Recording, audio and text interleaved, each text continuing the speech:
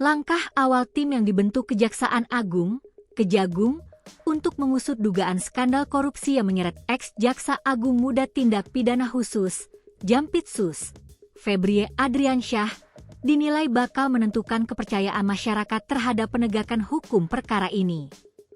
Hal itu diungkapkan mantan penyidik Komisi Pemberantasan Korupsi, KPK, Yudi Purnomo.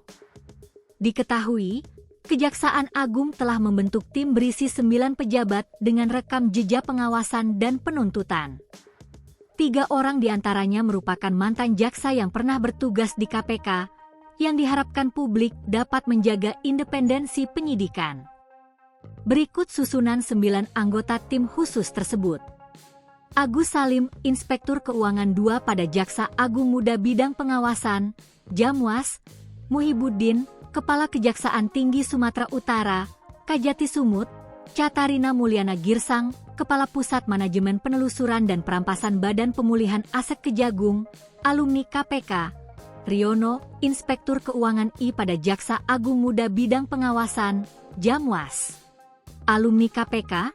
Agus Sahat, Sekretaris Jaksa Agung Muda Bidang Tindak Pidana Umum, Jampidum. Iren Putri, Direktur Pertimbangan Hukum pada Jaksa Agung Muda Bidang Perdata dan Tata Usaha Negara, Jamdatun. Renaldi Umar, Wakil Kepala Kejaksaan Tinggi, Wakajati. Banten Z. Tadong Allo, Direktur Penuntutan pada Jaksa Agung Muda Bidang Pidana Militer, Jampitmil.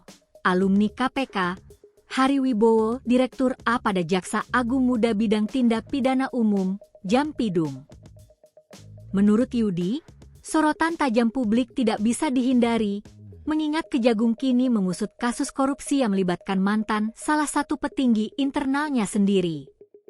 Oleh karena itu, tindakan perdana tim penyidik Korps Adiaksa pasca pengalihan perkara dari Polri dipandang sangat krusial untuk membuktikan objektivitas mereka. Tentu kasus ini akan berkembang dan tentu kita akan tunggu bagaimana kelanjutannya. Tindakan penyidikan pertama yang dilakukan oleh Kejaksaan Agung itu adalah inti yang bisa untuk membuat kepercayaan bahwa kasus ini akan tuntas dari masyarakat itu akan tinggi, kata Yudi dalam talkshow overview yang dipandu jurnalis Tribunnews.com dari studio Tribunnews di Solo, Jawa Tengah, Rabu, 15 Juli 2026. Yudi berharap seluruh personel yang tergabung dalam tim penyidik tidak ragu ataupun salah dalam mengambil langkah perdananya. Baca juga, 3 kejanggalan mendasar proses hukum ex-Jampitsus Febrie menurut Hendardi. Di tengah besarnya atensi publik serta keraguan atas potensi konflik kepentingan, tim Kejagung dituntut untuk menunjukkan keberanian hukum yang tidak tebang pilih serta mempertahankan nilai integritas. Jadi jangan salah untuk kemudian melakukan tindakan, kemudian yang paling penting adalah berani dan tetap berintegritas, ujarnya menambahkan. Di sisi lain, Yudi juga menitipkan harapan besar kepada elemen masyarakat sipil dan media massa. Ia meminta publik luas tidak lengah dan harus terus memantau serta mengawal perkembangan penyidikan ini secara ketat dari minggu ke minggu demi memastikan perkara mega korupsi ini selesai secara transparan. Masyarakat tentu memantau kasus ini, ungkap Yudi. Lebih lanjut, Yudi menyatakan komposisi tim yang diisi oleh ex-penyidik KPK dan personel berpengalaman Korps Adiaksa akan mempermudah koordinasi serta membangun rasa percaya dengan penyidik kepolisian selaku institusi yang membongkar kasus ini di tahap awal.